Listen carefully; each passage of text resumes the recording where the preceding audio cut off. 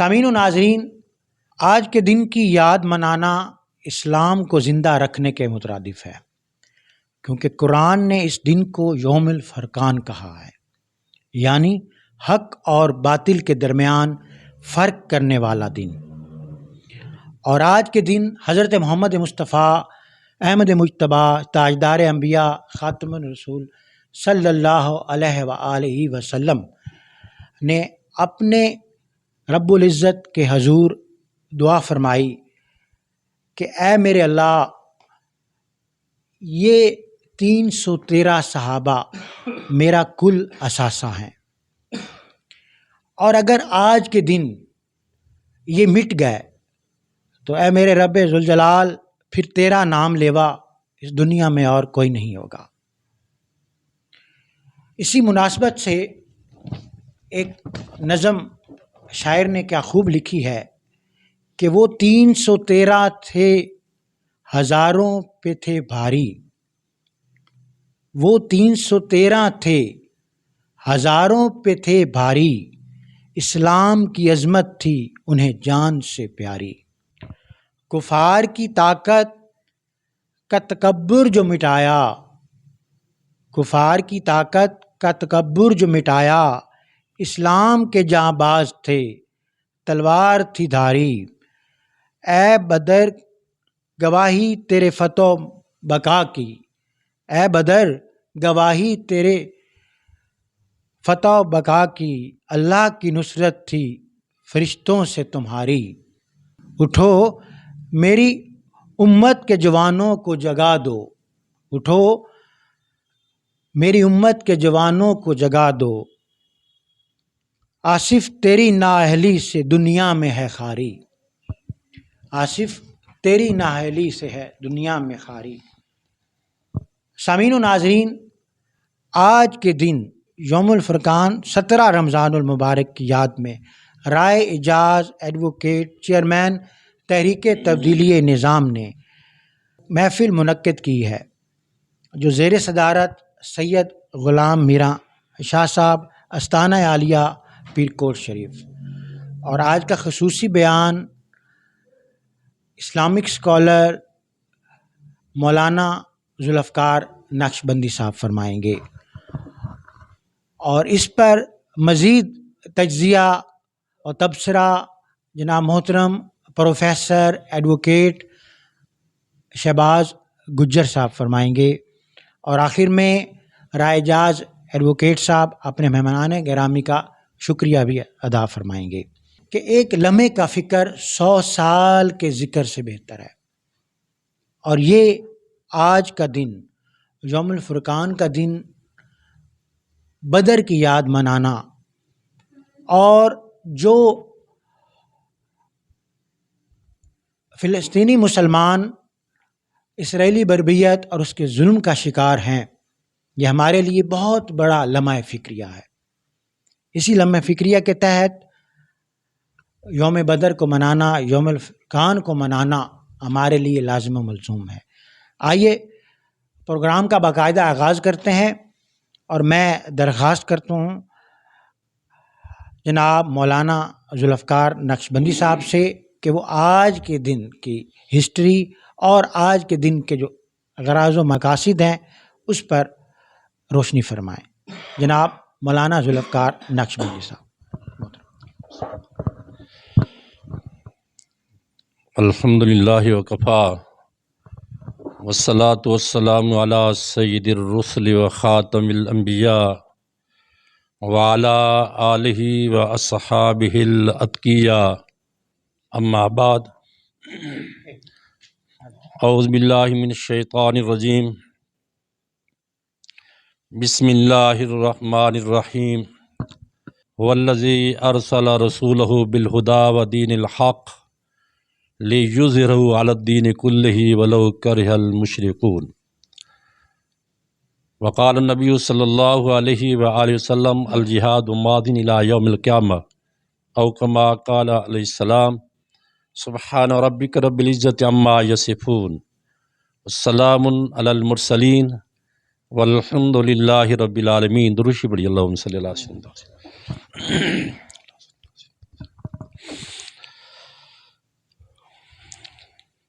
اللہ تعالیٰ نے اپنے محبوب کو کتابی ہدایت دے کر اور دین حق دے کر دنیا میں مبعوث فرمایا کہ تاکہ دین اسلام کو باقی ادیان پر غالب کیا جا سکے۔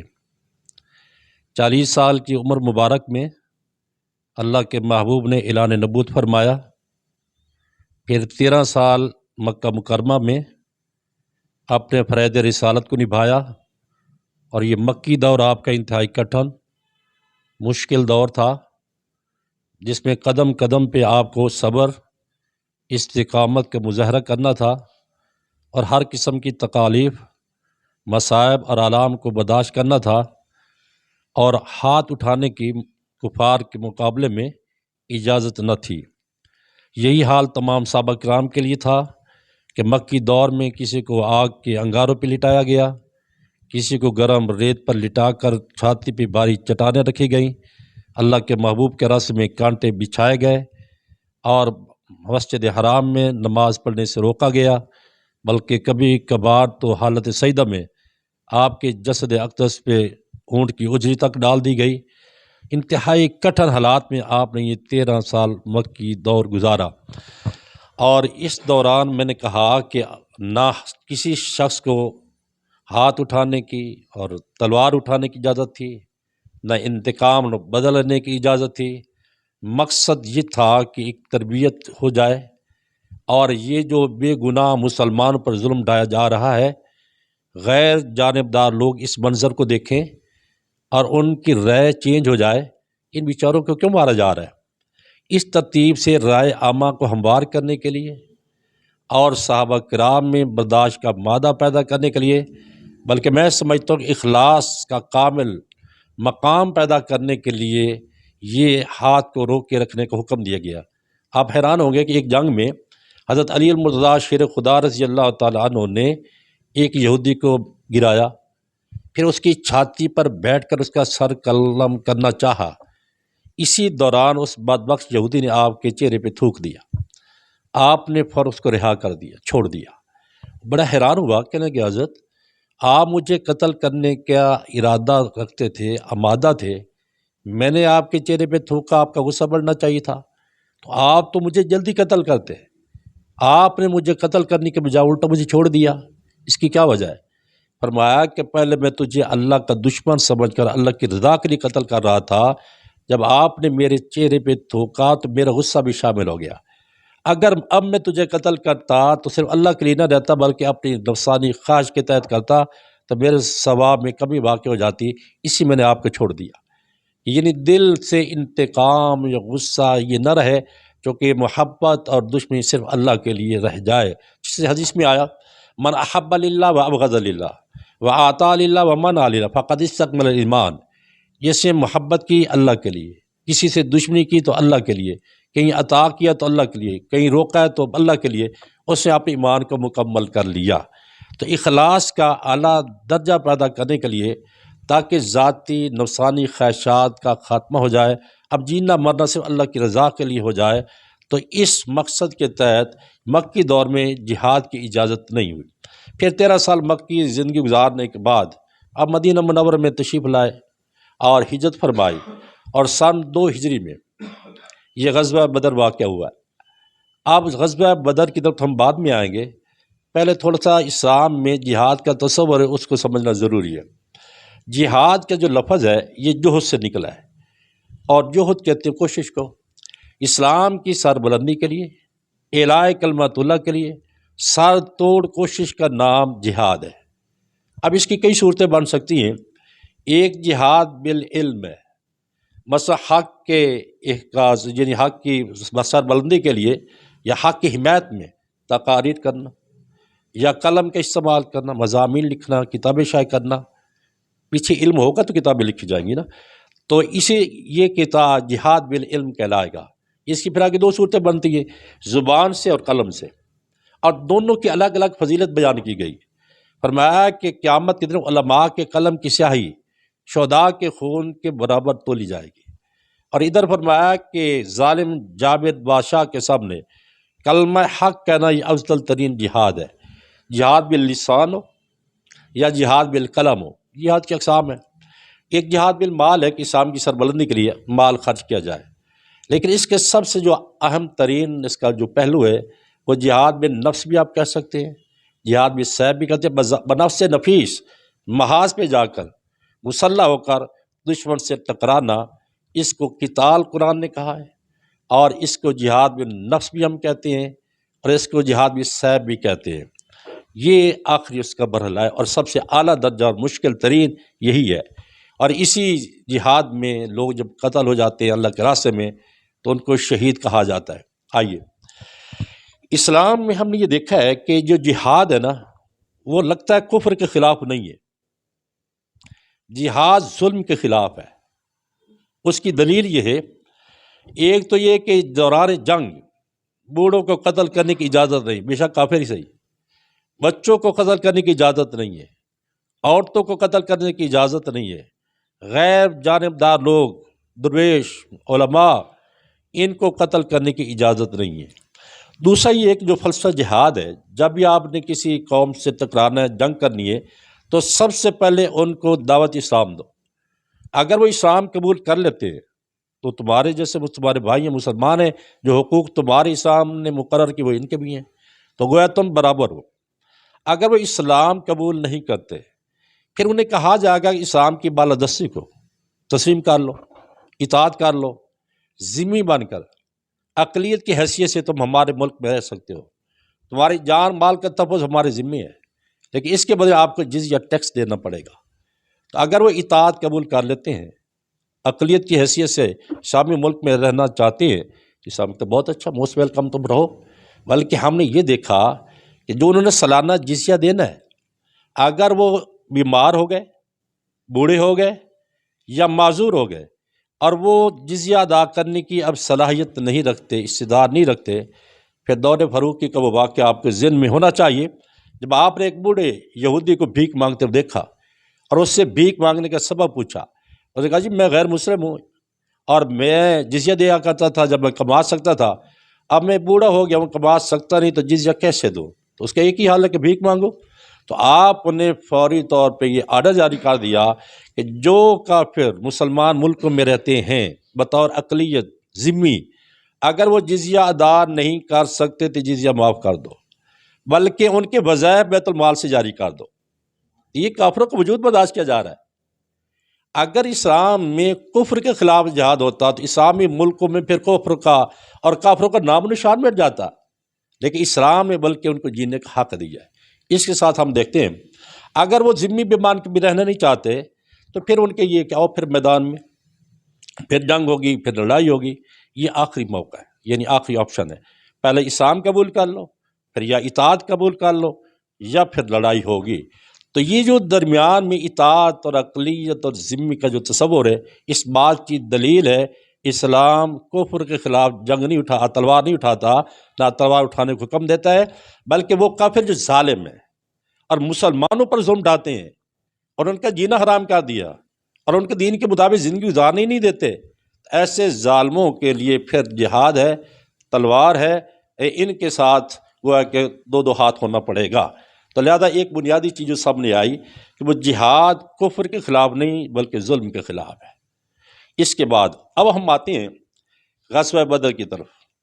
سن 2 ہجری ہے، 17 رمضان مبارک ہے، کفر شام کا یہ سب سے پہلا معرکہ ہے جو برپا ہوا ہے، جس میں مسلمانوں کی تعداد 313 یا 315 اور کفار کی تعداد تقریباً 1000۔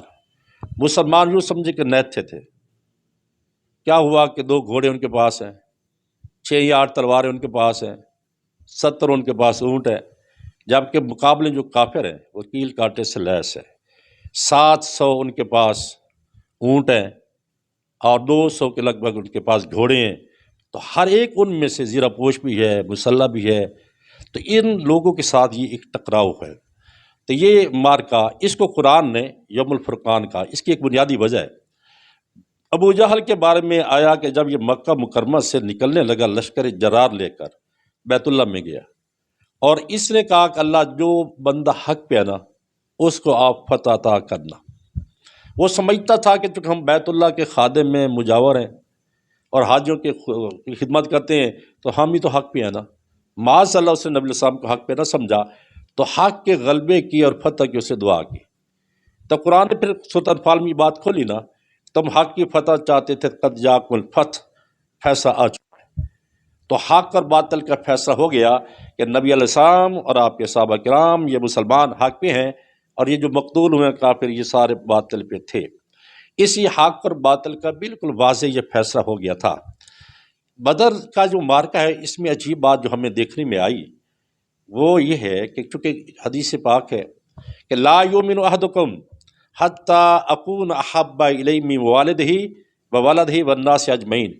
تم میں سے کوئی شخص اس وقت تک مومن نہیں ہو سکتا جب تک اپنے والدین سے، اپنی اولاد سے اور تمام کائنات کے لوگوں سے بڑھ کر نبی علیہ السلام سے محبت نہ کرے. تو اس جنگ میں ہمیں نظر آتا ہے کہ باپ بیٹے کے مقابلے میں ہے، بھائی بھائی کے مقابلے میں ہے، اور سسر داماد کے مقابلے میں ہے، چچا بھتیجے کے مقابلے میں ہے. یعنی اپنوں کو اپنوں نے قتل کیا صرف اللہ کی رضا کے لیے، اور ان کو دشمن خدا اور دشمن رسول سمجھ کر.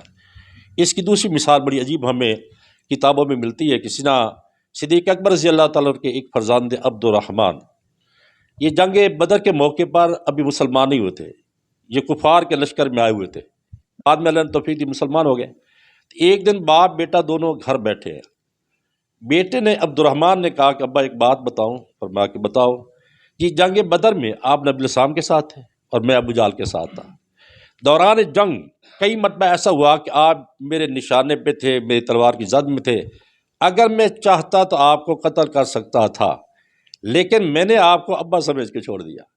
سیدنا فاروق صدیق اکبر رضی اللہ تعالیٰ عنہ نے جب یہ بات سنی، فوراً فوت جذبات پہ آ کر فرمایا کہ قسم و ذات کی جس کے قبض میں ابو بکر کی جان ہے، اگر تو ایک مرتبہ بھی میری تلوار کی زد میں آ جاتا میں تیرے ٹکڑے ٹکڑے کر دیتا. میں یہ نہ دیکھتا کہ تو ابو بکر کا بیٹا، میں یہ سمجھتا تو نبی کا دشمن ہے. یہ جذبات تھے اس جنگ میں تو صحابہ کرام کے. تو اللہ کی غیبی مدد آئی، آسمان سے فرشتے اترے. اس پر ایک بڑی خوبصورت بات لکھی علماء نے کہ سارے مسائل دعاؤں سے حل نہیں ہوتے. اگر صرف دعاؤں سے مسئلے حل ہوتے تو نبی علیہ السلام سے بڑھ کر کائنات میں کوئی مستجاب دعوات نہیں ہو سکتا. آپ بہترین ایک حجرہ بنا لیتے اور اس میں بیٹھ جاتے اور دعاؤں سے کام لیتے. لیکن یہ نہ شریعت کا مزاج ہے، نہ یہ طریقہ مصطفیٰ ہے صلی اللہ علیہ وسلم. آپ نے 313 کا جو ایک اثاثہ تھا، آپ کی کمائی تھی، بدر کے میدان میں لا کھڑی کی اور اللہ سے یوں دعا کی، میرے مولا اگر یہ مختصر جماعت ہلاک ہو گئی تو پھر قیامت تک تیری عبادت نہیں ہوگی، کیونکہ اللہ کے رسول آخری نبی ہیں اور یہ امت آخری امت ہے. اگر یہ مٹ گئے تو عبادت کون کرے گا، کون طریقہ عبادت بتائے گا. یہ دعا تو اپنی جگہ پہ بہت عجیب تھی، لیکن آپ کی اس میدان میں عاجزی انکساری کی انتہا دیکھیے. جماعت کا حوالہ دیا، اپنا حوالہ نہیں دیا کہ اگر میں مر گیا تو اللہ تیری عبادت نہیں ہوگی. جماعت ان کا حوالہ دیا، حالانکہ آپ خود اس میں شامل ہیں. اللہ اگر یہ ہلاک ہو گیا نا تیری عبادت قیامت تک نہیں ہوگی. یہ آپ کی عاجزی کی انکساری ہے. بتانا یہ کہ آپ نے 313 کو میدان میں لیے کھڑا کیا، پھر اللہ تعالیٰ کے سامنے سر رات دعا کرتے رہے. دعا میں بے خودی کا یہ عالم تھا، کبھی لمبے سجدہ میں دعا، کبھی کھڑے کھڑے دعا. آپ کے کندھے مبارک سے دوش مبارک سے چادر نیچے گر گئی، آپ دعا میں کھڑے ہیں. صدیق اکبر رضی اللہ تعالیٰ نے آپ کو تسلی دی، اللہ کے رسول اب ضرور آپ کی دعا قبول ہو جائے گی، آپ بس کریں. چادر اٹھا کر آپ کے کندھے پہ رکھی. تو دعا بھی ساتھ دوا بھی. اس علماء نے لکھا اگر دوا کے ساتھ دعا ہو نا تو پھر فرشتے میدان میں اترتے ہیں. اگر صرف دعا ہو دوا نہ ہو پھر فرشتے صرف آمین ہی کہتے، پھر میدان میں نہیں اترتے. تو یہ اخلاص تھا صحابہ کرام کا، جس کو اقبال مرحوم نے کہا کہ وہ فضائے بدر پیدا کر، فرشتے تیری نصرت کو اتر سکتے ہیں گردوں سے قطار اندر قطار اب بھی. تو سامنے محترم ہم نے یہ دیکھا کہ یہ جو مارکہ ہوا کفر اسلام کا سب سے پہلا، اس میں کئی پہلو سامنے آئے کہ 14 مسلمان شہید ہوئے اور 70 کافر قتل ہوئے اور 70 ہی گرفتار ہوئے. اور علماء نے لکھا کہ یہ یوں سمجھے کہ پہلا جھٹکا تھا کفار مکہ کے لیے، یہ اللہ کے عذاب کا کوڑا تھا جو ان پر برسایا گیا ان کے ظلم کے نتیجے میں۔ اور اس کے ساتھ ساتھ تو جو گرفتار ہوئے اور جو قید کیے گئے، اور حالانکہ اس زمانے میں قیدیوں کے ساتھ انتہائی ظالمانہ اور ناروا سلوک کیا جاتا تھا، آپ نے جس حسن سلوک کا مظاہرہ کیا اور صحابہ کرام کے جس حسن سلوک کا حکم دیا، اس کی مثال کائنات میں نہیں ملتی۔ خود اسیران بدر کہتے ہیں کہ یہ نبی علیہ السلام نے تقسیم کر دیا نا قیدیوں کو، بھئی ان کو اپنے گھر لے جاؤ اور ان کو ان کے ساتھ اچھا کھلاؤ، اچھا پلاؤ اور اچھا ان کے ساتھ سلوک کرو۔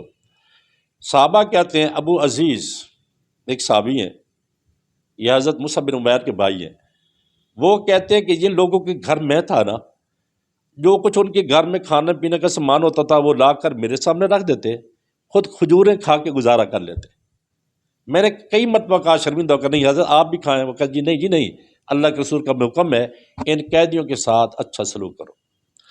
یہ جو قیدی بنانا یا غلام بنانا، یہ ایک مشکل کی بنیاد چلتا ہے۔ کیا اسلام میں جو ایک دین رحمت ہے، اس میں غلامی کا کیا تصور ہے؟ یا اسلام غلامی کو برداشت کرتا ہے یا نہیں کرتا؟ تو اس کے لیے علماء نے بڑی خوبصورت بات لکھی ہے، اسلام میں غلامی کا تصور ہے اور اسلام غلامی کے تصور کو تسلیم کرتا ہے، لیکن یہ الگ بات ہے کہ غلاموں کے ساتھ حسن سلوک کا حکم دیتا ہے۔ اس کی بنیادی وجہ یہ، جتنے کافر ہیں نا، جب یہ مسلمانوں کے لشکر کے ساتھ لڑنے کے لیے آتے ہیں تو گویا کہ مسلمانوں کا مشن تو ہے اللہ کی زمین پر اللہ کے نظام کو نافذ کرنا، اور جو لوگ کافر ہیں وہ نہ اللہ کو مانتے ہیں، نہ اس کے نظام کو مانتے ہیں، نہ اس کے نظام کو نافذ کرنے کی اجازت دیتے ہیں۔ تو گویا جس اللہ تعالیٰ نے انسان کو اشرف المخلوقات، مخدوم میں کائنات اور مخدوم میں مسجود ملائکہ بنایا، اس اللہ نے ان سے یہ اعزاز سلب کر لیا، تم اس قابل ہی نہیں ہو کہ تم تو باقی کی حیثیت رکھتے ہو، تم تو اللہ کے منکر ہو گئے ہو۔ لہذا باقی کی سزا ہر ملک میں اور ہر حکومت قتل ہی کہتی ہے، تو لہٰذا یہ چونکہ باقی ہیں، لہذا یہ کسی بھی حسن سلوک کے بنیادی طور پر مستحق نہیں، ان سے شرف انسانیت چھین لیا گیا۔ اب ان کی مثال بہائم اور جانور کی ہے، جیسے جانوروں کو بیچا جاتا ہے، خریدا جاتا ہے، غلاموں کو بھی یوں خریدا اور بیچا جائے گا۔ لیکن اسلام نے کیا کہا کہ اسلام نے ہمیں حکم دیا کہ تم جو خود کھاؤ غلاموں کو کھلاؤ، جو خود پیو ان کو پلاؤ۔ اسی وجہ سے کتنے ایسے غیر مسلم غلام مسلمانوں کے حسن سلوک سے متاثر ہو کر حلقہ بگوش اسلام ہوئے۔ بلکہ آپ حیران ہو کہ ایک ایسا دور بھی آیا مدینہ منورہ میں کہ سب 7 بڑے مفتی تھے مدینہ منورہ کے، وہ سارے کے سارے بنیادی طور پہ غلام تھے۔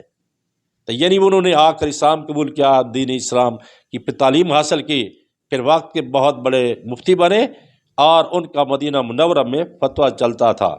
کسی سے کوئی جرم ہو گیا، اسلام کہتا ہے کہ ان غلاموں کو آزاد کرو، قسم توڑیے غلام آزاد کرو، روزہ ٹوٹا ہے غلام آزاد کرو، قتل خطا ہوا تو غلام آزاد کرو، زہار کر بیٹھے ہو تو غلام آزاد کرو۔ یعنی کفارات میں غلاموں کو آزاد کرنے کے لیے کہا گیا۔ پھر کہا کوئی غلام تمہیں کہتا ہے کہ یار میں تمہیں اپنی قیمت کما کے دے دیتا ہوں، مجھے آزاد کر دے، مکاتب بنا دے، اسلام کہتے بہت اچھا، اس کی بات کو مان لو۔ تو غلاموں کے ساتھ اچھا سلوک کرنے کا حکم بھی دیا، اور کفارات میں ان کی آزادی کا بھی حکم دیا، اور اس کے ساتھ ساتھ اگر وہ آزادی خود لینا چاہیں تو ان سے معاہدہ کر لو، تو ان کو تم آزاد بھی کر سکتے ہو۔ یہ اپنی جگہ۔ اب آتے ہیں اس بات کی طرف، جو لوگ گرفتار ہو کے آئے، قید ہو کے آئے، بدر کے اسیران، ان کے بارے میں نبی صاحب نے مشورہ کیا کہ کیا کرنا چاہیے۔ تو سیدنا صدیق اکبر رضی اللہ تعالیٰ عنہ اور سیدنا فاروق اعظم رضی اللہ تعالیٰ عنہ، یہ 2 ایسی عظیم شخصیت ہیں کہ خود اللہ کے رسول فرماتے ہیں کہ میرے 2 وزیر آسمان پر اور 2 میرے وزیر زمین پر ہیں۔ آسمان پہ میرے 2 وزیر جبریل اور میکائیل علیہ السلام ہیں، زمین پر میرے 2 وزیر ابو بکر اور عمر رضی اللہ تعالیٰ عنہ۔ پھر آپ نے دونوں سے فرمایا کہ جب تم مل کر متفق ہو کر مجھے کوئی رائے دیتے ہو نا، پھر میں پابند ہوں تمہاری رائے کو ماننے کا، لیکن اگر جب تمہارا آپس میں کوئی اختلاف ہو جائے نا، ابو بکر کی رائے اور ہو، فاروق اعظم کی اور ہو، پھر مجھے اختیار ہے میں کسی ایک کی رائے پر فیصلہ کروں۔ چنانچہ جب بدر کے قیدیوں کے بارے میں رائے لی گئی کہ ان کے ساتھ کیا سلوک کیا جائے، تو چنانچہ صدیق اکبر رضی اللہ تعالیٰ کی رائے یہ تھی کہ حضرت ان سے فدیہ لے کر چھوڑ دیا جائے، ہیں تو اپنے خونی رشتہ دار ہیں، دو فائدے ہوں گے، ہو سکتا ہے یہ آگے چل کے مسلمان ہو جائیں، اور ہو گئے بہت سارے۔ اور دوسرا یہ کہ اس وقت ہمیں اسلحہ کی ضرورت ہے۔ مدینہ منورہ میں لوگ تو صحابہ کرام گھر بار چھوڑ کے آ گئے تھے، نہ تھے، اور قوت اسلامی کے نتیجے میں انصار نے ان کو سنبھالا، اور اب وسائل تو تھے نہیں، اس فدیے سے جو رقم ہمیں حاصل ہوگی نا، اس کو آگے ہم کام میں لائیں گے۔ تو لہذا فدیہ لے کے ان کو چھوڑ دینا چاہیے۔ نبی علیہ السلام کی ذاتی رائے بھی یہی تھی، چونکہ آپ رحمت کائنات ہیں۔ سیدنا فاروق اعظم رضی اللہ تعالیٰ کی رائے تھی کہ نہیں جی ان کو قتل کرنا چاہیے۔ انہیں جرت کیسے ہوئی اللہ کے رسول کے مقابلے میں تلوار لے کے آئے؟ لہذا میرے رشتہ دار میرے حوالے کرو، علی کے رشتہ دار علی کے حوالے کرو، اپنے ہاتھوں سے ہم اپنوں کو خود قتل کرتے ہیں۔ لیکن اللہ کے رسول نے اس فیصلے کو، ان کی رائے کو تسلیم نہ کیا۔ یہ الگ بات ہے کہ پھر قرآنی فیصلہ یا قرآنی حکم قتل ہی کے بارے میں نازل ہوا، لیکن تاہم نبی علیہ السلام نے فدیہ لے کے ان کو چھوڑا۔ جس وقت یہ قیدی لائے گئے تھے نا، ان کے ہاتھ بندھے ہوئے تھے، اور ساتھ یعنی جیسے گرفتار کر کے ان کو لایا گیا، تو اس رات، پہلی رات مدینہ منورہ میں نبی علیہ السلام کو نیند نہیں آ رہی تھی، آپ کروٹیں لے رہے تھے۔ ادھر کسی نے کہا کہ حضرت خیر تو ہے، آپ کو نیند نہیں آ رہی، آپ جاگ رہے ہیں اور پہلو بدل رہے ہیں۔ فرمایا ادھر میرے چچا عباس کے کرہنے کی آواز آ رہی ہے، اس کی آواز نے مجھے تڑپا دی ہے، میری نیند اڑ گئی ہے۔ چنانچہ وہ صحابی اٹھا، اس نے جا کر ان کے ہاتھ کھول دیے، پھر ان کے کرہنے کی آواز رک گئی۔ پھر تھوڑی دیر کے بعد پھر آپ پریشان ہو گئے، اللہ خیر کرے، پہلے تو کرانے کی آواز آ رہی تھی، اس کا مطلب زندہ ہے، اب کرانے کی آواز نہیں آ رہی، کیا بنا؟ تو جواب ملا کہ حضرت ہم نے ان کے ہاتھ کھول دیے۔ فرمایا جب ان کی کھول دیے نا تو سب قیدیوں کے ہاتھوں کو کھول دو، سب کے ساتھ ایک جیسا سلوک کرو۔ پھر اس کے ساتھ ساتھ جن کے پاس کپڑے نہیں تھے اس وقت، ان کو کپڑے فراہم کیے گئے۔ حضرت عباس رضی اللہ تعالیٰ کے پاس اس وقت لباس پورا نہیں تھا، چنانچہ اور قاد کے وہ بڑے تھے، تو ان کو پھر عبداللہ بن ابی جو رئیس المنافقین ہے، اس کا لباس اس نے دیا، اپنا کرتا جو آپ نے حضرت عباس کو پہنایا۔ پھر اسی کا بدلہ چکانے کے لیے آپ نے، جب عبداللہ بن ابی مرا تو آپ نے کرتا اپنا دیا تھا، اس کی وصیت بھی تھی تاکہ اس کا منافق کا میرے احسان نہ رہ جائے، اسی دنیا میں اس کا بدلہ چکا دیا جائے۔ تاہم یہ معاملات ہوا بدر کے قیدیوں کے ساتھ۔ اب جو بدر میں جو لوگ شامل ہوئے نا، ان کے قرآن نے بڑے فضائل بیان کیے، اور بدری ہونے ایک بہت بڑے اعزاز ہے۔ چنانچہ اس کے لیے 3 آیتیں بڑی خوبصورت ہیں۔ ایک تو فرمایا قد غفرت لکم، اللہ فرماتا ہے کہ میں نے تمہیں معاف کر دیا۔ دوسرا فرمایا وبدلت سیئاتکم حسنات، میں نے تمہارے گناہوں کو نیکی میں بدل دیا۔ تیسرا فرمایا اعملوا ما شئتم، جو چاہو تم کرو، میں خدا تمہیں کچھ بھی نہیں کہوں گا۔ یہ بہت بڑا اعزاز ہے۔ علماء نے اصول لکھا کہ اس قسم کا اعلان جب اللہ کی طرف سے ہوتا ہے، مثلا رضا کا اللہ اعلان فرما دے کہ میں ان صحابہ سے راضی ہو گیا، لقد رضی اللہ عن المؤمنین اذ یبایعونک تحت الشجرہ، یا رضی اللہ عنہ ورضوا عنہ، فرمایا کہ ہم کسی سے آج راضی ہو جائیں نا، ہو سکتا ہے کل کوئی ایسا جرم کرے، قصور کرے، ہم ناراض ہو جائیں، چونکہ ہمارا علم ناقص، ہمیں کیا پتہ آگے چل کر کیا کرنا ہے۔ اللہ کا علم کامل بھی ہے اور علم محیط بھی ہے، علم قطعی یقینی بھی ہے۔ جب اللہ تعالیٰ کسی شخص پر اپنی رضا کا اعلان فرماتے ہیں، علماء نے کہا اللہ پھر اس پہ کبھی ناراض نہیں ہوتا ہے۔ اور یہ ایت اس بات کی ضمانت ہے اعملوا ما شئتم، جو چاہو تم کرو، میں خدا تمہیں کچھ نہیں کہوں گا۔ یہ بدری ہونے کا بہت بڑا اعزاز ان کو حاصل ہے۔ چنانچہ حاتب بن ابی بلتہ رضی اللہ تعالیٰ بدری صحابی ہیں، ان سے غلطی ہوئی۔ فتح مکہ کے موقع پہ نبی السلام نے جب مکے پہ چڑھائی کا ارادہ کیا اور جنگی تیاری کو کسی کا راز میں رکھا، انہوں نے راز آؤٹ کر دیا، خط لکھ کے اطلاع بھجوا دی مکہ والوں کو۔ لیکن ابھی راستے میں خاتون لیٹر لے کے جا رہی تھی، تو بذریعہ وحی نبی علیہ السلام کو بتایا گیا، آپ نے وہ لیٹر برآمد کیا اور وہ لکھا گیا، نیچے تھا حاتب بن ابی بلتہ کی طرف سے۔ چنانچہ اس پر سیدنا فاروق اعظم رضی اللہ تعالیٰ نے جب دیکھا تو بڑے ناراض ہوئے، انہوں نے کہا کہ اچھا یہ حاتب نے لکھا ہے، یہ تو منافق رکھتا ہے، اللہ کے رسول مجھے اجازت ہے میں اس کو قتل کرتا ہوں۔ تو چنانچہ آپ نے فرمایا کہ عمر ہوش کرو، یہ بدری صحابی ہیں، اور بدری صحابہ کے لیے اللہ تعالیٰ نے گویا کہ اپنی رضا کا بھی اعلان کیا، مغفرت کا بھی اعلان کیا، بلکہ فرمایا اعملوا ما شئتم۔ اس سے میں بتا رہا ہوں کہ بدری ہونا ایک بہت بڑا اعزاز ہے کسی صحابی کے لیے۔ تو یہ مارکہ بدر جو ہے کفر اسلام کا پہلا مارکہ تھا، جو خالص اسلام اور کفر کی جنگ، ادھر سراسر اخلاص تھا، دین اسلام کا جذبہ تھا، مقابل میں کفر تھا، غرور تھا، تکبر تھا۔ اللہ نے کفار کے غرور کو خاک میں ملا دیا اور اسلام کو سربلند فرمایا اور مسلمانوں کو غلبہ نصیب فرمایا۔ وآخرنا الحمدللہ رب العالمین۔ Thank you sir. جی میں اب گریٹ اسلامک اسکالر جمعیت علماء اسلام کے مرکزی سیکرٹری محترم شہباز احمد گجر صاحب سے مخاطب ہونا چاہوں گا، اور آپ سے میں یہ جاننا چاہوں گا کہ جیسا کہ مولانا ذوالفقار نقشبندی صاحب نے غزوہ بدر کے سیاق و سباق اور غرض و مقاصد جو ہے وہ بڑے مفصل بیان فرمائے، لیکن اب تقریباً 1500 سال گزر چکے ہیں۔ اس وقت مسلمانوں کی تعداد 313 تھی، اور جو ان کے مقابل میں لشکر تھا وہ تقریباً 1000 سے زائد تھے اور اسلحہ سے لیس تھے، اور مسلمان جو 313 صحابہ تھے ان کے پاس 2 تلواریں بھی مکمل نہ تھیں۔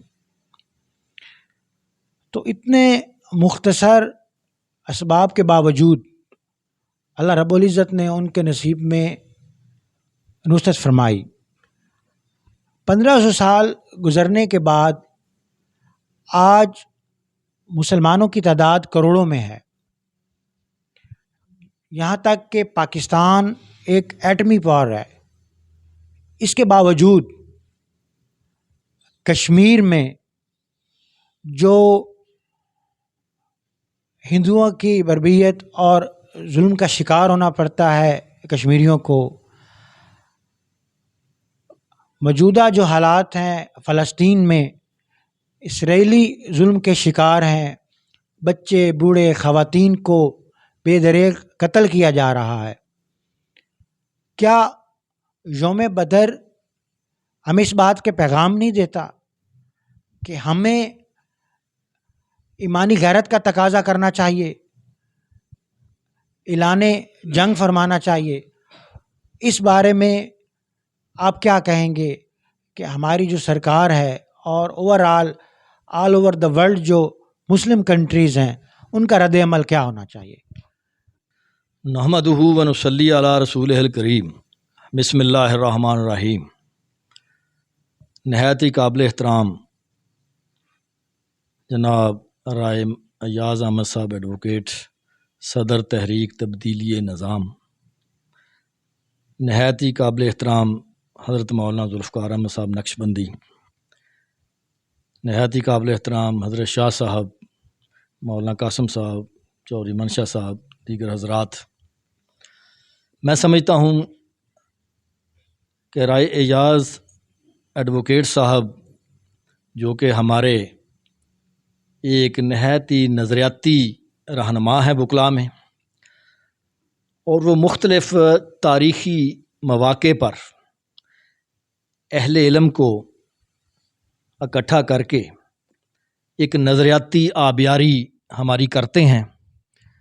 تو آج یوم بدر کے حوالہ سے انہوں نے اسکالرز کو، علماء کرام کو، مشائخ عظام کو ایک محفل میں اکٹھا کیا۔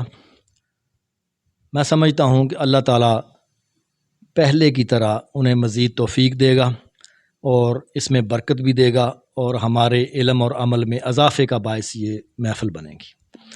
حضرات محترم، وقت چونکہ کم ہے، آپ حضرات نے اور خصوصاً آپ نے جو ہے انتہائی اہم سوال برکے سوالات اٹھائے ہیں۔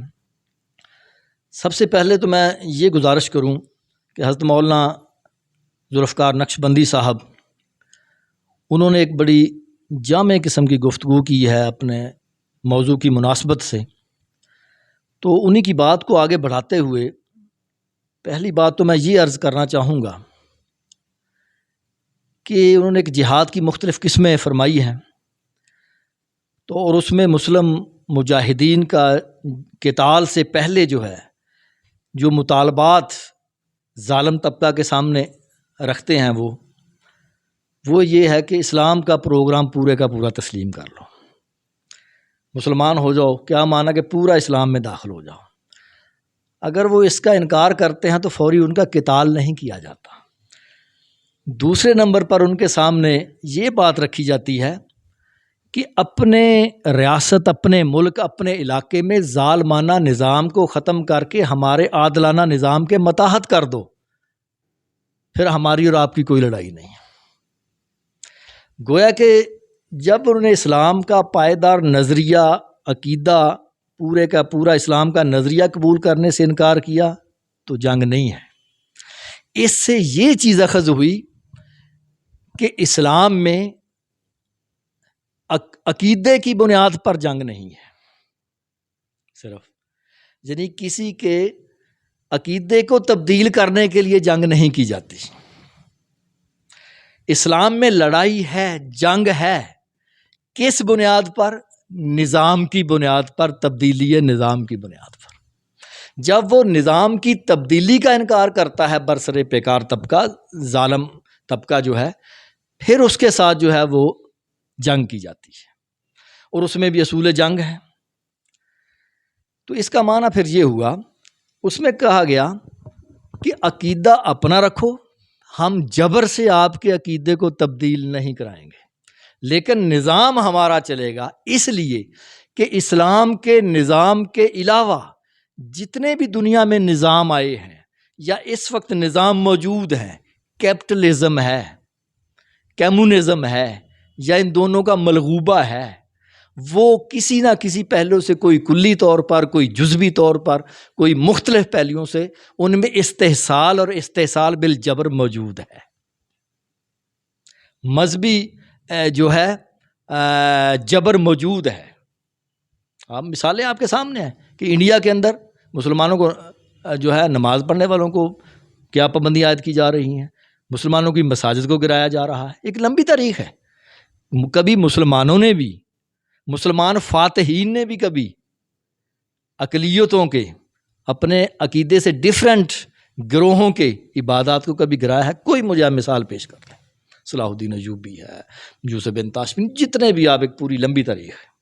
تو اس کا معنی یہ ہوا کہ اسلام جو ہے، اس اسلام نام ہے، عقائد جمع نظام برابر ہے اسلام۔ عقائد پر کار بند رہتے ہوئے سالے نظام لانے کی کوشش کرنا، عادلانہ نظام لانے کی رب کی زمین پر کوشش کرنا جو ہے، یہ فرض ہے، فرض عین ہے۔ تو ایک بات تو یہ طے ہو گئی کہ اسلام میں جو ہے وہ لڑائی صرف عقیدے کی بنیاد پر نہیں ہے، نظام کی بنیاد پر ہے۔ اس کا کرائٹیریا ہے ظالم اور مظلوم کا۔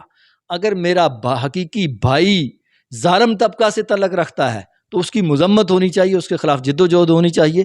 اگر میرے مخالف عقیدے کا آدمی ظالم نہیں ہے، مظلوم ہے، اس کی حمایت ہونی چاہیے۔ تو پھر اسلام کے عادلانہ نظام کو دیکھ کر کافر مسلمان ہوتا ہے، اور ظالمانہ سرمایہ دارانہ نظام کو دیکھ کر مسلمان متزلزل ہو جاتا ہے۔ دوسری بات یہ ہو گئی، وقت چونکہ کم ہے، اب آپ دیکھیں فلسطین اور کشمیر۔ اب یہ ہے کہ دنیا میں اس وقت 50 سے زائد مسلم ممالک تقریباً ہیں، اس سے کم و بیش۔ اب معاملہ یہ ہے کہ تمام مسلم ممالک جو ہیں، ان کی حیات حاکمہ، حیات مقتدرہ جو ہے، ان کا ضمیر گہری نیند سو رہا ہے۔ وہ نظریاتی لوگ نہیں ہیں، وہ جو ایک نام کے آپ مسلمان کہہ لیں، مسلم ریاستیں ہیں، ان کو اسلامی ریاستیں نہیں کہا جا سکتا۔ ظالم اور مظلوم کے حوالے سے ان کا ایک نظریہ ہی نہیں ہے۔ وہ جو ہے اپنے اقتدار، بادشاہت، ان میں مست ہو کر جو ہے وہ اسلام کا جو آفاقی پروگرام ہے سسٹم کے حوالے سے، وہ ان کو بھول چکے ہیں۔ تو میں سمجھتا ہوں کہ اس حوالہ سے انتہائی قابل صد ستائش ہیں وہ لوگ، بالخصوص فلسطین، اس وقت جو ہے فلسطین کے لوگ، کہ انہوں نے، اب دیکھو اللہ کی نصرت انشاءاللہ آئے گی، آ رہی، جیسے مولانا فرما رہے تھے کہ دعا اور دوا دونوں لازمی ہیں۔ بدر میں اس وقت نصرت آئی کہ جب ہم جو میدان عمل میں تھے، دعاؤں سے کب کوئی بلا صرف ٹلی ہے۔ تو اب وہ اسرائیل، پورا یورپ ان کی پشت پر ہے نا جی، امریکہ، اسرائیل، ایجنسیاں، پورا سامراجی قوتیں جو ہیں مغرب کی ساری، وہ ساری اسرائیل کو سپورٹ کر رہی ہے. ٹھیک ہے جی. اور وہ کہہ رہے ہیں کہ ابھی تک جو ہے ہمیں حماس کی بارودی سرنگیں ڈھونڈنے میں وہ ناکام ہے. زمینی لڑائی نہیں کر سکتے، وہ کہتے بارودی سرنگیں ہم ڈھونڈنے میں ناکام ہے، ابھی تک ہم نے ڈھونڈنی ہے. یہ اللہ کی نصرت ہی ہے نا جی، آ رہی ہے سٹیپ بائی سٹیپ جو بھی صورتحال.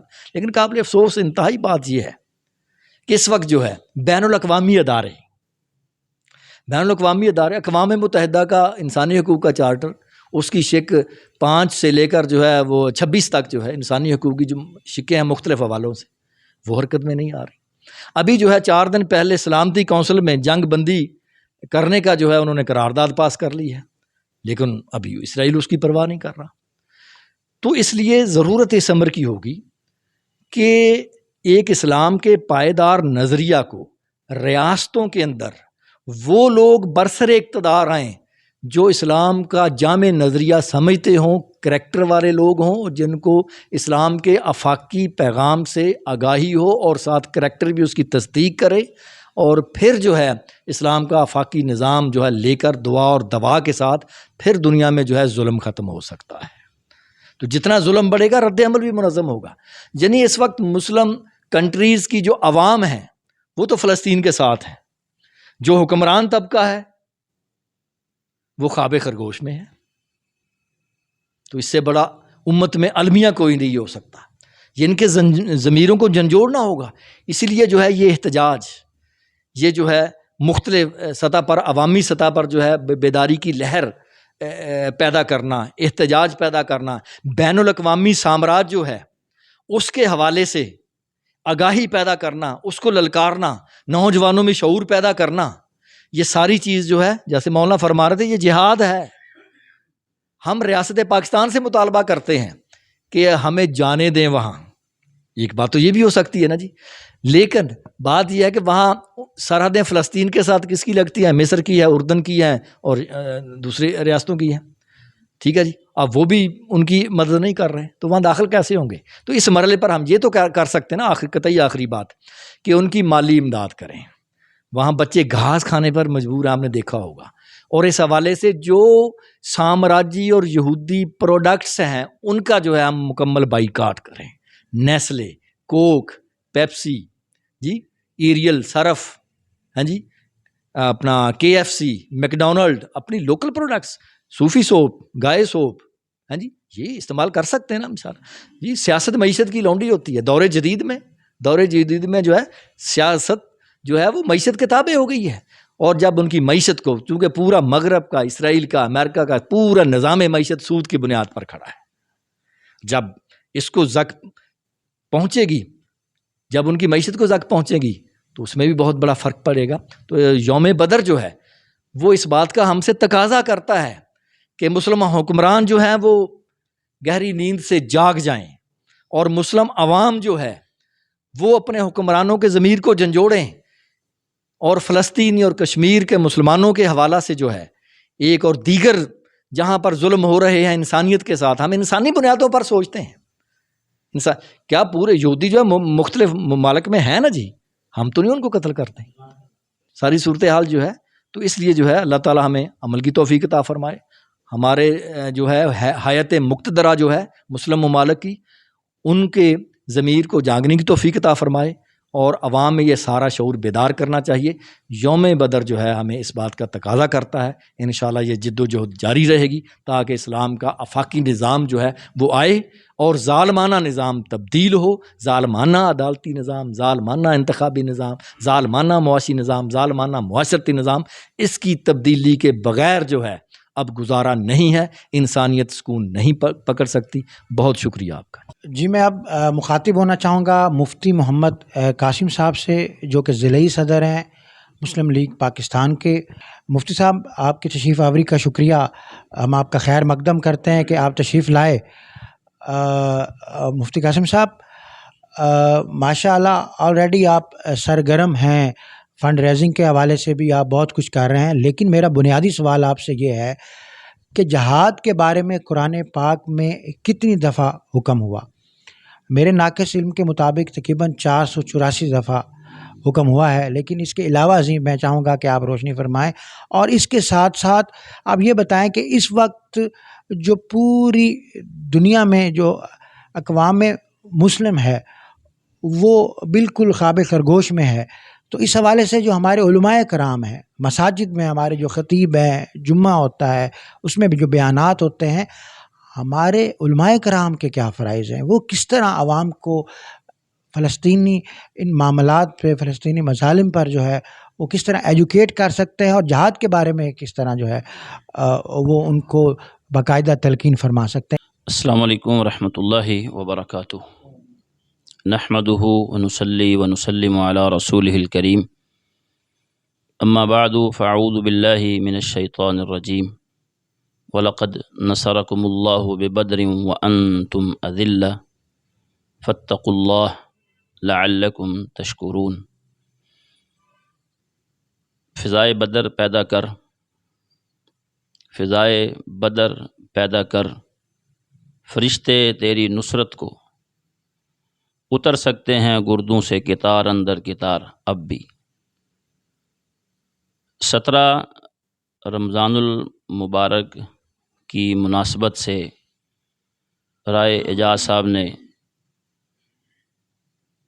دانشوروں کو، علماء کرام کو اکٹھا کر کے اپنا ایک سلسلہ اور اپنی نسبت اہل بدر کے ساتھ جوڑی ہے۔ ان کے اس امر پر، ان کے اس عمل پر میں ان کو مبارکباد پیش کرتا ہوں۔ اللہ ذوالجلال والاکرام نے فرمایا ہے وَلَقَدْ نَصَرَكُمُ اللَّهُ بِبَدْرٍ وَأَنْتُمْ أَذِلَّةٌ۔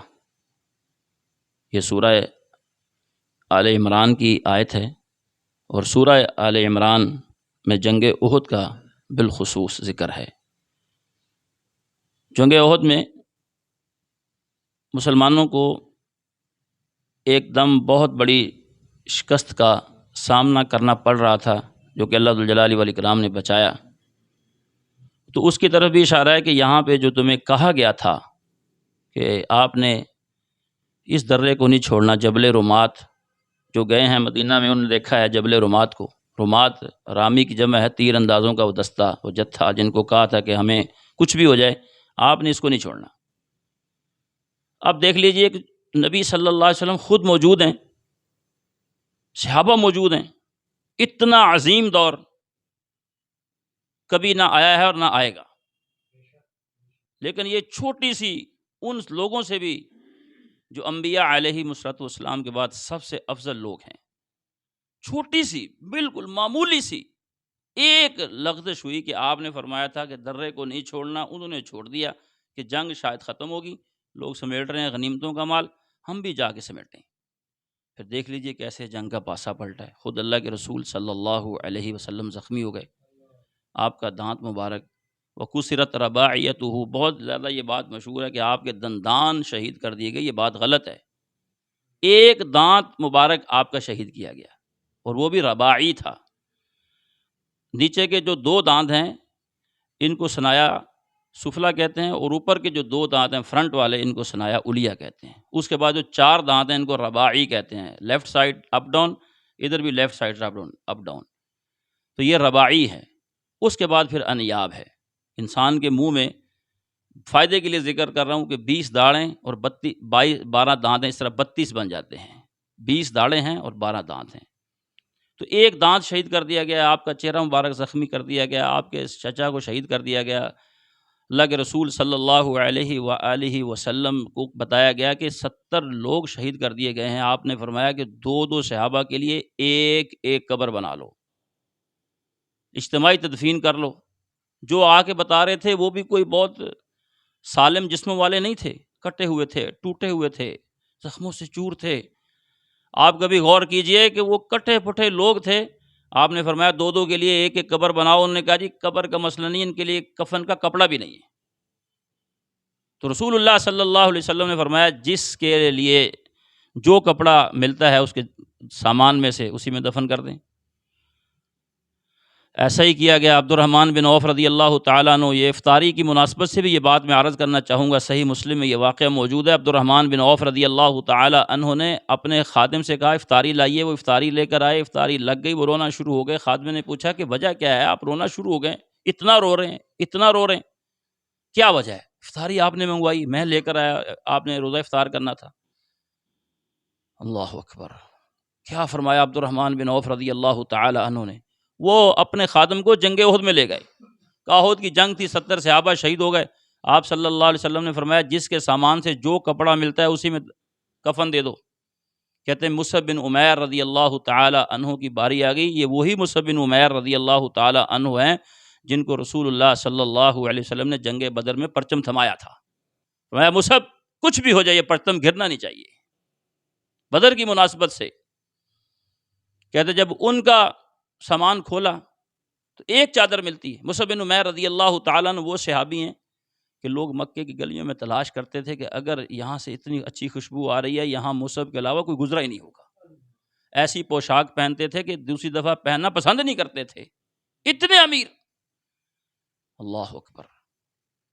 احد کی جنگ کا ایک ان کا واقعہ، جب لڑتے لڑتے جو ہے وہ شہید کر دیے گئے تو کپڑا ان کا جب نکالا گیا کفن کے لیے ان کے سامان میں سے، تو کہتے اتنا تھوڑا کپڑا تھا کہ اگر ہم سر پہ ڈالتے ہیں تو پاؤں ننگے ہوتے ہیں، اور پاؤں پہ ڈالتے سر ننگا ہوتا ہے. اللہ کے رسول علیہ الصلوۃ والسلام نے فرمایا صحابہ کی یہ شان تھی. دیکھیے آج ہماری ناکامی، آج ہماری پستی، آج ہماری شرمندگی، آج ہماری ذلت، آج ہماری پسپائی، سب سے بڑا سبب یہ ہے کہ ہم نے سیرت صحابہ کو نہ پڑھا ہے، نہ اپنایا ہے، نہ اس کا پرچار کیا ہے. انہوں نے سب سے پہلے رسول اللہ صلی اللہ علیہ وسلم سے سیکھا، سمجھا، اور دنیا کے وہ امام بن گئے. پھٹے پرانے کپڑے پہننے والے لوگ، بکریوں کے چرواہے، جنہیں لوگ انسان نہیں مانتے تھے، ایک وقت ایسا آیا کہ انہوں نے دنیا میں جا کے لوگوں کی زبانیں بدل دی، تہذیب بدل دی، سب کچھ بدل دیا. ذرا نقطہ ذرا دیکھیے گا جو میں نقطہ بیان کرنا چاہ رہا ہوں. کہا ہم نے وہ کپڑا نکالا، سر پہ ڈالتے ہیں تو پاؤں ننگے، پاؤں پہ ڈالتے سر ننگا. مرضی نہیں کی، یہ نقطہ ہے، یہ نقطہ ہے. اپنی مرضی نہیں کی، بالکل مرضی نہیں کی. لاشیں پڑی ہیں صحابہ کرام. بلکہ کچھ لوگ جس نے احد دیکھا ہے ان کو پتہ ہے کہ مدینے کا اور احد کا کتنا فاصلہ ہے. کچھ لوگ اپنی وہ ڈیڈ باڈیاں اٹھا کے مدینہ لے گئے. اللہ کے رسول علیہ الصلوۃ والسلام کا ایک حکم دیکھیے، ذرا غور تو کیجئے. کہ رد القتل الی مضاجعہم، لے جانے والو واپس لے آؤ. سب کے سب لوگ، کسی نے چون چرانے کی، سب کے سب لوگ ڈیڈ باڈیاں واپس لے کے آئے. شہداء کی وہ لاشوں کو واپس لے کے آئے، ان کے جسد اطہر کو واپس لے کے آئے کہ اللہ کے رسول کا حکم آ گیا ہے. انہوں نے مخالفت نہیں کی، انہوں نے سنا، عمل کرنے کے لیے بدلتے گئے، خود بھی بدل گئے، زمانوں کو بدل گیا. آج ہم نے ان کی سیرت کو نہیں اپنایا. انہوں نے رسول اللہ صلی اللہ علیہ وسلم کو کہا جا کے اللہ کے رسول اب یہ مسئلہ ہے، یہ تو چادر ایک ہی ملتی ہے، ہم کب ادھر ڈالتے ہیں پاؤں پہ تو سر ننگا ہے، سر پہ ڈالتے تو پاؤں ننگے ہیں، اب کیا کریں، اب کیا حکم ہے؟ آپ صلی اللہ علیہ وسلم نے حل بتایا. کہا حل یہ ہے کہ یہ چادر سر پہ ڈال دیجیے اور ان کے پاؤں پر اذخر، ایک گھاس جیسے ہمارے گھاس ہوتی ہے، وہاں ایک بوٹی تھی اذخر مدینہ کے اندر، مدینہ کا واقعہ یہ احد مدینہ کے اندر ہے، تو اذخر بوٹی ان کے پاؤں پہ ڈال کے ان کو سپرد خاک کر دیا جائے.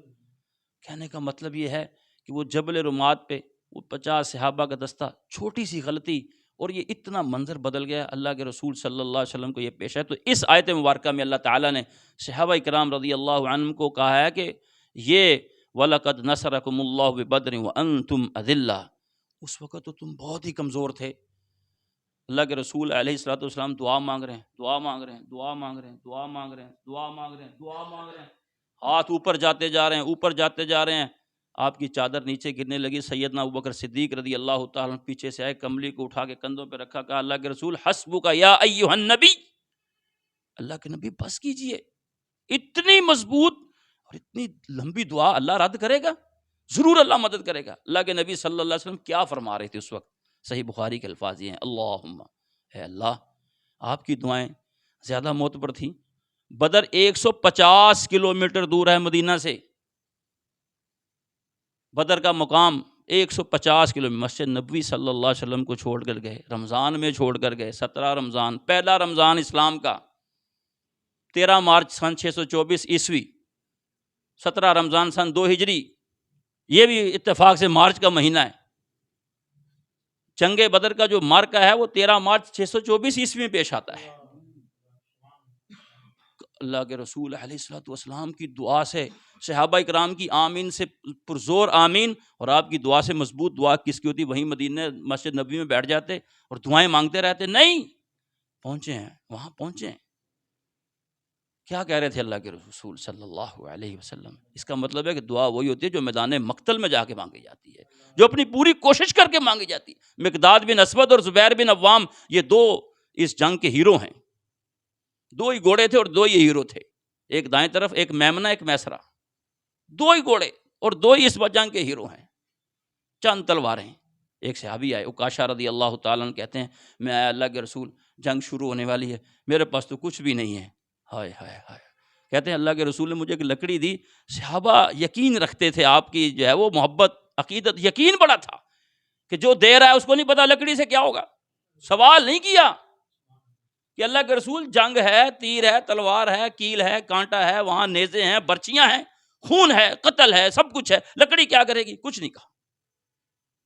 کہتے میں نے لکڑی پکڑ لی، جب میں نے لہرائی تو لکڑی تھی، جب واپس لے گیا تو ایک چمکدار تلوار بن چکی تھی۔ یہ تابناک نقوش تھے اس جنگ کے کہ رشتہ داروں کی لڑائیاں تھیں، رشتہ دار آمنے سامنے تھے، قریشی کے سامنے تھا، وہاں پہ ایمان جیت گیا اور نسب ہار گئے۔ آج ہم نسبوں کو جتاتے ہیں اور ایمان کو دفن کرتے ہیں، بربادی کا سبب یہ ہے۔ یوم بدر ہمیں یہ اطلاع دیتا ہے، ہمیں یہ پیغام دیتا ہے، ہمیں یہ خبر دیتا ہے، کوئی نسب، کوئی برادری، کوئی کنبہ قبیلہ نہیں، جو ہے اسلام ہے، ورنہ یہ رشتے سامنے آمنے سے کیوں آتے ہیں؟ ابو جہل کیا لگتا تھا اللہ کے رسول صلی اللہ علیہ وسلم کا؟ وہ اس جنگ کا سپہ سالار بنا ہوا ہے، ہزار کا 1300 بندے لے کے چلا ہے مکہ سے، 300 چلے گئے، 1000 کا لشکر لے کے آیا، ایک دن میں 9 یا 10 اونٹ ذبح کر کے اپنے فوج کو کھلا رہا ہے، طاقتور لشکر، سارے رشتہ دار ہیں سامنے۔ اللہ کے رسول علیہ الصلوۃ والسلام نے وہاں دعا کیا مانگی؟ عرض یہ کر رہا تھا کہ یہ تو مدینے میں بیٹھ کے مانگی جا سکتی تھی نا افطاری میں، کیونکہ رمضان تھا۔ تو آپ صلی اللہ علیہ وسلم نے کیا مانگا؟ اللہم، اے اللہ، ان تہلک ہذہ العصابہ، یہ چھوٹا سا جتھا لشکر 313، اور صحیح بخاری کی ایک روایت میں الفاظ ہیں 317۔ اللہ اگر یہ ہلاک ہو گئے، اگر یہ ختم ہو گئے تو تیری عبادت کیسے کی جائے گی؟ تیری عبادت نہیں کی جائے گی، یعنی ان کی مدد کر، حفاظت کر۔ پھر فرشتے اترنا شروع ہو گئے، فضائے بدر پیدا کر، فضائے بدر پیدا، وہ ایمان۔ یہ بات اپنے ذہن میں رکھیے، روٹی کڑوی نہیں ہوتی، آنکھ کی روشنی پوری ہوتی ہے۔ کہتے ہیں عربی کے ضرب المثل قد تنکر العین ضوء الشمس من الرمد، کہ بس اوقات آنکھ کی بیماری کی وجہ سے بندہ کہتا ہے سورج نہیں ہے۔ یہ جو فرشتوں کی باتیں اگر آج مجاہدین نے اللہ اکبر دیکھی ہیں، یہ جب متحدہ ہندوستان تھا، پاکستان نہیں بنا تھا، تو عید کے دن گائے کی قربانی ہوئی، ہندوؤں نے مسلمانوں پر حملہ کیا، مسلمان تکڑے تھے، انہوں نے مارا ہندوؤں کو، تھانے میں پرچہ ہو گیا، سب اکٹھے ہو گئے، شناخت پریڈ ہو رہی ہے، ہندوؤں کا پہچانو یہ ہے، کہا نہیں یہ نہیں یہ نہیں، جھوٹ نہیں بول رہا تھا ہندو بھی، کیا بات ہے دیکھو وہ بھی جھوٹ نہیں بول رہا، اس نے کہا یہ نہیں یہ نہیں، اس نے کہا ہمیں تو جن لوگوں نے مارا ہے ہم ان کو دیکھ ہی نہیں رہے، ہمیں جن لوگوں نے مارا ہے وہ یہاں موجود نہیں ہے، وہ تو کوئی سفید لوگ تھے، کپڑوں میں ملبوس تھے۔ جنگ بدر میں ایک صحابی اللہ اکبر باندھ کے لائے، اللہ اکبر باندھ کے لائے ایک کافر کو، کہا اللہ کے رسول میں نے اس کو باندھا ہے، اس نے کہا نہیں اس نے نہیں مجھے باندھا۔ رسول اللہ صلی اللہ علیہ وسلم نے اپنے صحابی کو کہا خاموش ہو جاؤ، اس وقت آسمان کا فرشتہ تمہاری مدد کے لیے اترا ہوا تھا، فضائے بدر پیدا کر۔ ہم کارگل کے محاذ پر تھے، 19,500 فٹ، سانس نہیں آ رہی تھی، بیٹھ کے کئی دفعہ ہمیں اذان پڑھنی پڑتی تھی، بڑا مشکل وقت، سانس نہیں آتی، جب آپ بلندی پہ چلے جائیں آکسیجن کم ہو جاتی ہے۔ اللہ اکبر، وہاں پہ بالکل ٹھنڈا، 5 ہم نے جب میزائل فٹ کیے، آپ یقین کیجئے کہ وہاں پہ کپتان جو پوسٹ کا کمانڈر تھا کہنے لگا تمہیں دیکھ کے ہمارے حوصلے بلند ہوتے ہیں لیکن یہ میزائل چلیں گے نہیں، سردی بہت زیادہ ہے۔ ہم نے کہا چلیں گے، ہم رونا شروع ہو گئے، دعائیں آپ یقین کیجئے ایک بھی میزائل مس نہیں ہوا، سب کے سب میزائل فائر ہوئے ہیں اور ان کی پوری چیک پوسٹ اڑ گئی۔ فضائے بدر پیدا کر، یہ یوم بدر کا پیغام ہے، یہ یوم بدر کا میسج ہے کہ ہمیں وہ ولولے، وہ جذبے پیدا کرنے ہوں گے، وہ ایمان کی بنیاد پر وہ رشتے مضبوط ہونے ہوں گے۔ یہ جو آج ہمارے ساتھ ایک بہت بڑی زیادتی کی جا رہی ہے نا کہ وہ اس پار بیٹھے ہیں، وہ اس سرحد پہ بیٹھے ہیں، تمہارا کیا ہے؟ نہیں، جو لا الہ الا اللہ پڑھتا ہے، جو محمد الرسول اللہ صلی اللہ علیہ وسلم پر ہے، جو آپ کو آخری نبی مانتا ہے، وہ جہاں بھی ہے وہ ہمارا ہے۔ مکے سے ہمارا کیا تعلق ہے؟ مکے سے ہمارا کیا تعلق ہے؟ ہماری برادری بیٹھی وہاں پہ۔ مدینے سے ہمارا کیا تعلق ہے؟ قرآن سے ہمارا کیا تعلق ہے؟ یہ قبلہ کعبہ سے ہمارا کیا تعلق ہے؟ یہ لا الہ الا اللہ محمد الرسول اللہ صلی اللہ علیہ وسلم کا تعلق ہے۔ تو میں عرض یہ کر رہا ہوں کہ آج ہمیں وہ ولولے، وہ جذبے پیدا کرنے ہوں گے۔ وَلَقَدْ نَصَرَكُمُ اللَّهُ بِبَدْرٍ، اور یقیناً بلا شبہ تمہاری مدد اللہ نے کی تھی بدر میں۔ وَأَنْتُمْ أَذِلَّةٌ، اذلہ کا معنی تم انتہائی کمزور تھے، تلواریں پوری نہیں، تعداد بہت تھوڑی سی، لاگر کمزور۔ فاتقوا اللہ، رمضان کا مقصد بھی تقوی ہے۔ یا ایھا الناس اعبدوا ربکم الذی خلقکم والذین من قبلکم لعلکم تتقون، تمام عبادات کا مقصد بھی تقوی ہے۔ اور یہاں پہ بھی اللہ تعالیٰ نے اپنی مدد کے بدلے میں تقوی مانگا ہے۔ تمام گناہوں کو چھوڑ دیجئے۔ متقی بننے کے لیے ساری نیکیاں ہم نہیں کر سکتے، لیکن یہاں بیٹھے بیٹھے اسی وقت ابھی ہم کہہ سکتے ہیں کہ یا اللہ میں نے سارے گناہ چھوڑ دیے۔ حقوق اللہ تو ہم جلدی جلدی معافی مانگتے ہیں، لیکن اس بات نے ہمارے معاشرے کو سب سے زیادہ بگاڑا ہے۔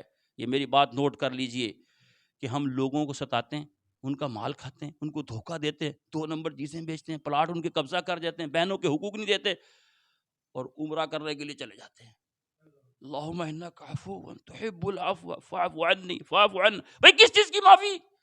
پلاٹ واپس کرو، پیسے واپس کرو۔ تم نے اس کا پلاٹ کھایا ہے، تم اس کے لیے روتے بھی رہو اللہ سے، اللہ کہتا ہے ادھر جا، فاتقوا اللہ، اللہ سے ڈر جاؤ، سیدھے ہو جاؤ، معاملات کو سیدھا کر لو۔ ابھی بیٹھے بیٹھے متقی بن سکتے ہیں۔ اتق المحارم تکن اعبد الناس، کہا ان تمام باتوں سے رک جاؤ، منع ہو جاؤ، پیچھے آ جاؤ جو تمہارے اوپر حرام کی ہیں اللہ نے، اس کے رسول نے، لوگوں میں سب سے بڑے عبادت گزار بن جاؤ گے۔ یہ یوم بدر کا پیغام ہے، فاتقوا اللہ، یہ تقوی کی تعلیم، یہ تزکیہ نفس، یہ یوم بدر کا پیغام ہے۔ لعلکم تشکرون، سبحان اللہ، یہ سب کچھ تم سے کیوں کہا جاتا؟ تاکہ تم رب کا شکریہ ادا کرنے والے بن جاؤ۔ تو میں عرض یہ کر رہا تھا کہ یوم بدر کے ہمارے پاس بہت سارے پیغامات ہیں۔ آخر میں ایک بات عرض کر رہا ہوں کہ اللہ ذوالجلال والاکرام نے اپنے پیغمبر علیہ الصلاۃ والسلام کو یہ کہا، حکم دیا، امرت ان اقاتل الناس حتی یشہدوا ان لا الہ الا اللہ وان محمد رسول اللہ۔